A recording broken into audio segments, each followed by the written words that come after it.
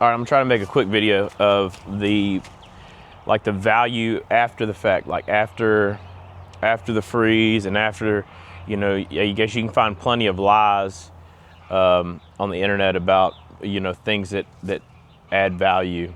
But this is a simple thing. So like no frost cloth, no nothing.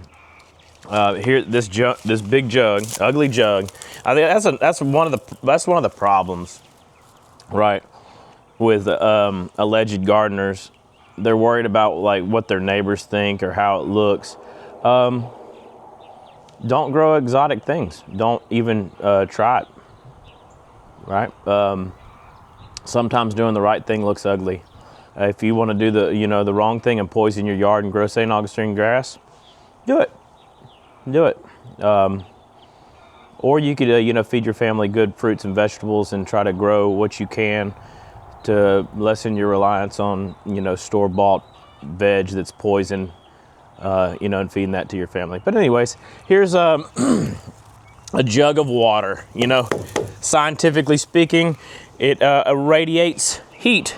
Go figure. So, but anyways, this is like proof that it radiates heat. So all this external limbs, it's all damaged. So, but once you get closer to the drum, you actually have protection.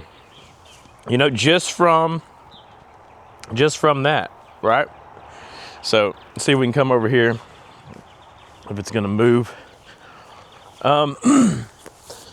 Right here, you got nothing but death and destruction up top, right? All this is dead. All your little buds that were nice and pretty, they're burnt off, right? But down here by the drum, and the ground might have something to do with this as well, but kind of curious, it's kind of makes me curious that it's all growing right here by the drum. But then this branch out here, away from the drum, nothing, not even at the base close to the ground. So there's value to the drum, right? These drums actually had like little aquarium heaters in them, right? They had aquarium heaters in them, but this actually had frost cloth on it to increase the value. And you can see what we got here. This tree was planted. I got this from Amy's funeral, and it's actually got blooms on it. So that shows you how little damage it got. Let me walk over here. All right, this is all ryegrass, getting tall, going to seed. I'm gonna let it do its thing. And there's clover interplanted in there as well. And that'll be crimson clover, that'll be red soon. Right, and here's this other, I think I discussed this. And so you can still see the heating cord, right? And it goes to the drums, and this was all covered with frost cloth, right? And you can see the burn. You can see the oh no, right? You can see the death of the exterior little extremities. But as far as it goes, down here, where it matters is you actually got fruit already developing, right? So that was frost cloth. So that's what I recommend for citrus in Southeast Texas, is to, if you have some beautiful tree, it's going to produce hundreds and hundreds of citrus that, let's be honest, you're never going to eat. Your friends can't eat all that citrus. So before a bad freeze comes, you chop that sucker down, 5 foot, 6 foot tall, wrap it as tight as you can, put drums in there, like big 55-gallon drums. Each one of those has an aquarium heater in it, so it's got a 3-way splitter. And it heats those drums up, and the heat rises up, obviously, and then you got that frost cloth over top, and it reflects that heat energy back down onto your plant. And it might not make it hot, but it makes it 10 degrees, and I got the charts and trends to prove this, 10 degrees warmer than ambient. So if you think about that, or was it 20? Anyways, it provides value. So it provides the difference in between eating citrus and growing citrus, or growing a rootstock and think you're growing citrus. So, I mean, you can make the decision. This other stuff was covered up as well. Oh, look, here we go. Here's another example of this is just a drum, and you're burnt here.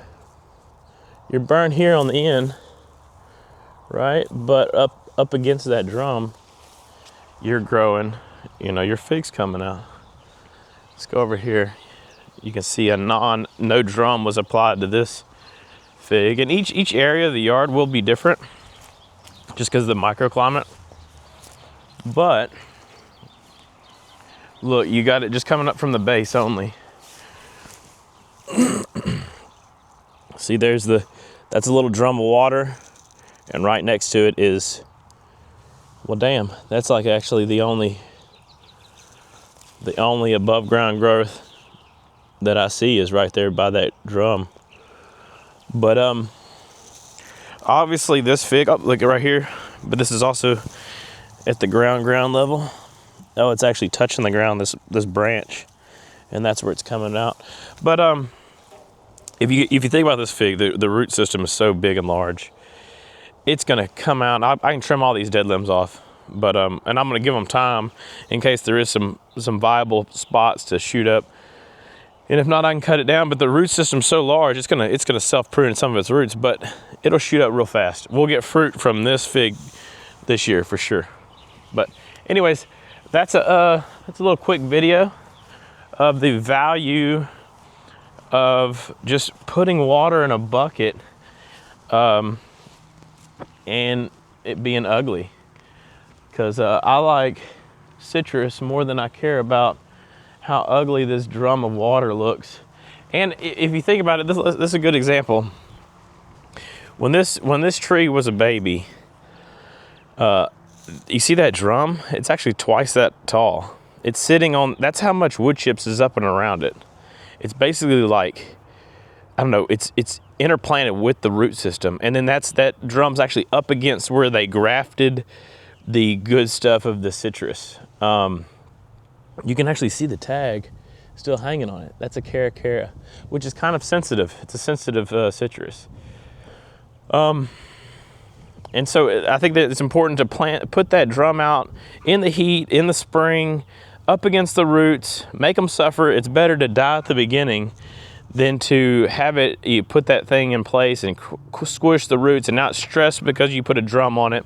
Now winter's here and it's undergoing a freeze. It's better to, I guess, shock it when the going's good. Like when we're getting rain and it's springtime and you got fertilizer on it and you got the best soil around it and it's kind of going through that little initial stress of being planted. You got all this weight on one side of its roots. And it gets used to that, grows up against it. And then winter comes, well, you already have the drum there. So there's no change really. There's no shock, no additional shock, because you're already going to prune the top and you're going to put the heaters on it, and it's going to undergo the winter time of slowdown. But anyways, hopefully this helps somebody to see the value of an ugly, non-HOA approved plastic drum. They could technically save a tree's life and change from, and helping a small tree like this. Maybe when it gets bigger, it won't be need as much protection because the trunk will actually be thicker. If you think about it, like that trunk is like a bottle of water. It takes longer to freeze this than it does a little trunk like this. So its rate of survival, it's going to take a lot longer of a freeze to freeze through and actually kill it than something that's going to hold in itself a trunk, thermal mass.